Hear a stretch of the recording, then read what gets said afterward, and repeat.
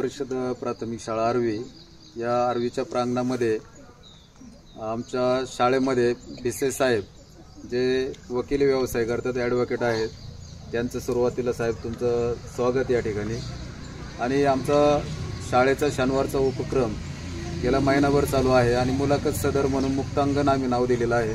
तर ते सदर आम्ही या ठिकाणी त्या सदरामध्ये त्यांची मुलाखत घेत आहोत. साहेब नमस्कार.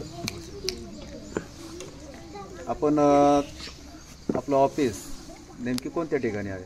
माझं ऑफिस कोल्हेमाळा रोडला नारायणगाव या ठिकाणी ऑफिस आहे माझं. आणि ऑफिसमध्ये जे समजा क्लायंट वगैरे येतात त्यांना कोर्टापासून म्हणजे अंतर वगैरे का ऑफिसचं जास्त? मुळात नारायणगाव ते जुन्नर हे 16 किलोमीटर अंतर आहे आणि माझं गाव येडगाव असल्यामुळं मी माझं ऑफिस नारायणगावला एक सेंटर पॉईंटला घेतलेलं आहे. त्याचा काही परिणाम व्यवसायाबरोबर होतो का काही?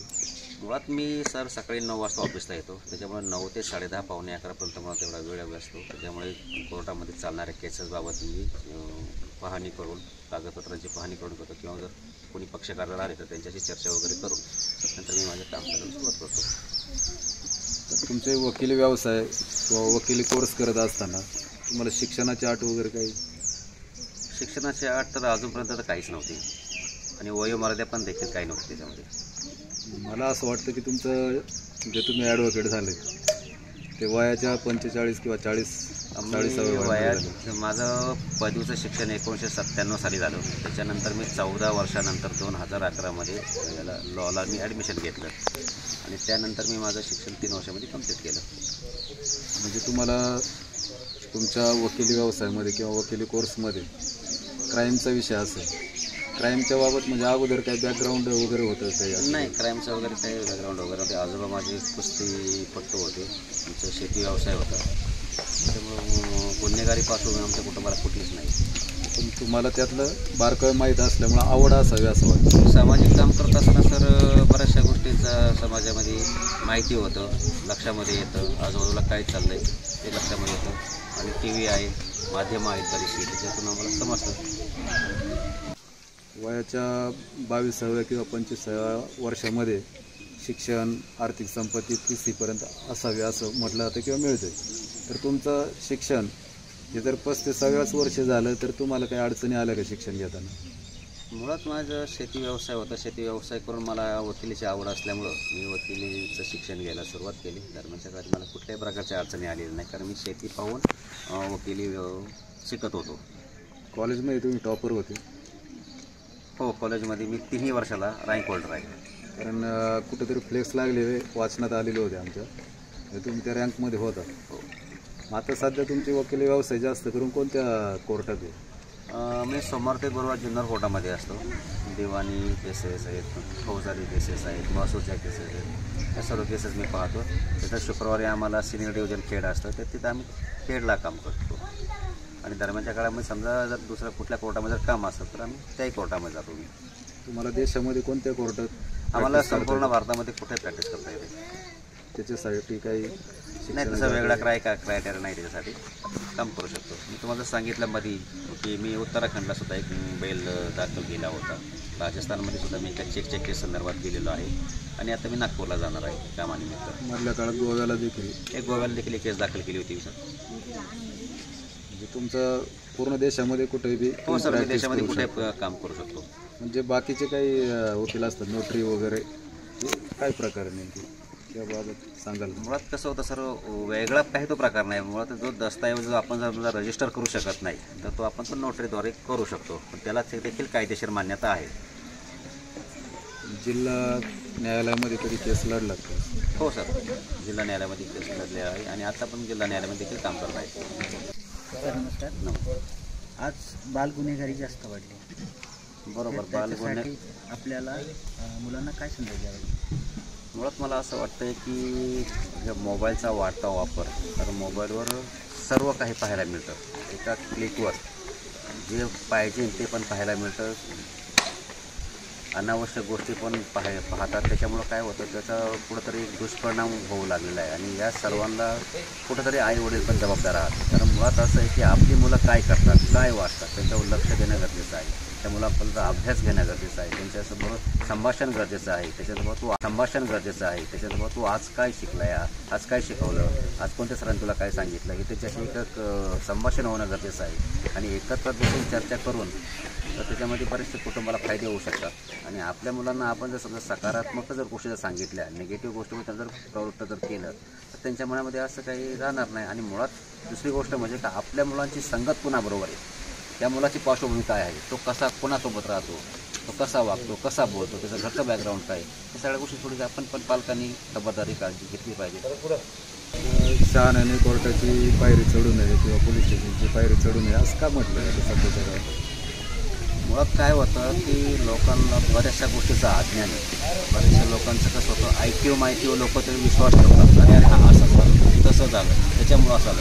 मुळात काय होतं की नक्की परिस्थिती काय आहे, घटना काय घडलेली आहे, किती गांभीर्याने घेणं गरजेचं आहे, आपल्यावर अन्याय कसा झाला आहे, त्याच्यामध्ये आपण किती आपली काही चुकी आहे का, आपल्यामुळे समाजाला काय त्रास झाला आहे का, किंवा काय आपण अशी काही खोडी केली का जेणेकरून ते समोरच्या माणसाला राग आला आहे, त्या सगळ्या गोष्टी पाठवून पाहणं गरजेचं असतं. त्यानंतर जर तुमच्यावर खरोखर जर अन्याय झाला असेल तर नक्कीच कोर्टामध्ये जाणं तुम्हाला गरजेचं आहे, न्याय मिळवणं गरजेचं आहे.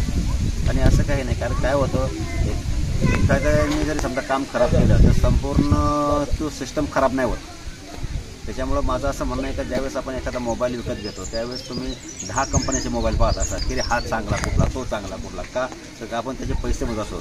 तसंच वकिलीमध्ये समजा आपल्यामध्ये समजा काही एखादी केस दाखल झाली तर तुम्ही बऱ्याच वकिलांकडे जाऊन चर्चा करा, सल्ला घ्या, तर नक्की तुम्हाला त्यातून काय मार्ग मिळतो, वकील काय तुम्हाला सल्ला देतो, आणि नंतर तुम्ही ठरवा कोणत्या वकिलाकडे जायचं, कशा पद्धतीने काम करायचं. पोलीस स्टेशनमध्ये गेल्यानंतर बहुतेक वेळा पोलीस सामान्य नागरिकांना दाद देत नाही, पण तुमच्या पोशाखामध्ये किंवा तुमच्या व्यवसायामध्ये वकील गेल्यानंतर मात्र मग ते सॅल्यूट ठोकतात, असं का घडतं? असं शेवटी काय होतं ते एक तो शिक्षणाचा एक प्रभाव आहे. कारण काय होतं सर्वसामान्य माणसाला त्यांच्याबरोबर कसं बोलायचं समजा घटना कशी घडली, काय गेले, कधी कधी काय होतं समजा एखादी घटना घडली असं माणूस रागामध्ये एक तो इमोशनलमध्ये बोलतो, ठीक आहे त्याच्या भावना आहेत ते पोलिस पण समजून घेतात, पण कधी कधी काय होतं तर त्याच घटना रिपीट होत असतात. त्याच्यामुळे शेवटी काय होतं का त्यांनाही समाजामध्ये संपूर्ण काम करायचं, प्रत्येकाला जाणून घ्यायचं असतं, प्रत्येक ठिकाणी तोंड द्यायचं असतं, 24 तास ड्युटी असतात, कधी कधी थोडा टाईम असतो. त्याच्यामुळं काय होतं शेवटी तोही माणूसच आहे. त्याच्यामुळं काय होतं त्यांनाही समजून घेणं गरजेचं आहे. आपल्याजवळ काय अन्याय झालं त्यांना व्यवस्थित समजून सांगितलं की व्यवस्थित समजून तर ते आपल्याला समजून घेतात. आणि आपला जो अन्याय झाला आहे किंवा जे आपल्याबाबत जे काही घडलं तर ते व्यवस्थित मांडता आलं पाहिजे, सांगता आलं पाहिजे. म्हणजे सर्वच पोलीस स्टेशनमध्ये कर्मचारी बहुतेक चांगले असतातच, परंतु काही त्यांचा गुन्हेगारांचा संपर्क आल्यामुळे त्यांना रोखता झाला लागतो. आणि सर काय होतं कुठलाही माणूस चुकीचा नसतो, त्याला ज्या ठिकाणी तो काम करत असतो त्याला येणारे अनुभव त्याच्यानुसार तो माणूस थोडासा बदलत असतो. एकंदरीत पाहता तुमचा व्यवसाय आणि लोकांचा आता समाजामध्ये तुमच्याकडे पाहण्याचा दृष्टिकोन त्यांनी बदलला पाहिजे. तुम्ही लोकांच्या समस्यांची एक सोडवणूक करता आणि सोडवणूक करत असताना अडचणीतून मार्ग दाखवता, आणि त्यासाठी जे काही विलंब होतं किंवा आता तात्काळ केसेस अशा निकालात निघतात. शनिवारी रविवारी देखील काही वस्तू चालू असते. कोर्ट कधीही बंद नसतं. समजा एखादा समजा रविवार जरी असता आणि अचानक जर एखादी घटना घडली तर कोर्ट आणि जज साहेबांचं ऑफिस हे फार जवळ असतं. कोर्टामध्ये एक कर्मचारी असतो. समजा एखादी लॉ अँड ऑर्डर जर डिस्टर्ब झाली असेल तर पोलीस कोर्टामध्ये जातात, तिथून शिपायला घेऊन जज साहेबांना ते कोर्टामध्ये आणू शकतात. 24 तासामध्ये तुम्ही कधीही समजा रात्री 12 वाजता जरी गेला तरी कोर्ट हे तुमच्यासाठी उघडं आहे. तर त्या टायमाला समाज व्यवस्था बिघडण्याची जर शक्यता असेल आणि जर एखादी ऑर्डर घेणं गरजेचं असेल तर तुम्हाला जज साहेब उपलब्ध होतात. सिस्टम काय आपली तशी चुकीची नाही. लोकशाहीमध्ये काय होतं मुळात लोकांना एक आलेले अनुभव त्याच्यामुळं लोक ती चर्चा खूप वेगळ्या पद्धतीने करतात. काय होतं प्रत्येकाने एक सकारात्मक भूमिका घेणं गरजेचं आहे. समजून घेतलं पाहिजे नक्की काय सिस्टम काय आहे, आपल्याला काय अपेक्षित आहे, त्यासाठी थोडा वेळही देणं गरजेचं आहे. आमच्या मुलांना आणि शिक्षण विभागाला किंवा शिक्षण क्षेत्रासाठी तुम्ही किंवा नागरिकांना काय संदेश देऊ इच्छिता?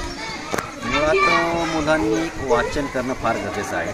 दुसरी गोष्ट म्हणजे तर त्याबाबत समजा आपल्या काही अडीअडचणी जर आल्या समजा, तर त्याबाबत समजा एखादं मेडिकलचं पुस्तक आहे किंवा एखादं कायद्याचं पुस्तक आहे किंवा एखादं इतिहासाचं पुस्तक आहे, तर त्याबाबतचा तुम्ही जो आता जो उपक्रम लाभला तो खूप छान आहे. कारण अशा प्रकारे समजा मुलांना काही शंका जर असतील तर मुलं त्यांच्याशी चर्चा करतील, त्याच्यातून त्यांना मार्गदर्शन मिळेल. आणि ह्या सगळ्या पाहत असताना शेवटी मोबाईलपासून जेवढं तुम्ही दूर राहशाल तेवढं तुम्ही स्वतःला चांगलं डेव्हलप करून घेशाल. कारण त्याच्यामध्ये पुस्तक वाचणं गरजेचं आहे, अशा प्रकारचे कार्यक्रम ठेवणं गरजेचं आहे की जेणेकरून मुलांना त्याच्यातून काहीतरी शिकायला मिळेल. तुम्ही चांगल्या प्रकारचा संदेश दिला आहे आणि आमच्या शाळेमध्ये आलात, मुलांचं कौतुक केलं, शाळेचंही कौतुक केलं आणि नकळत नागरिकांना, आमच्या विभागाला किंवा शिक्षण क्षेत्राला असेल सगळ्यांना संदेश चांगला दिलेला आहे. याबद्दल तुमचं पुन्हा एकदा या ठिकाणी स्वागत करतो आणि धन्यवाद. नवनवीन आणि ताज्या घडामोडींसाठी आज 24 तास सबस्क्राईब करा आणि बेल आयकॉनवर क्लिक करा.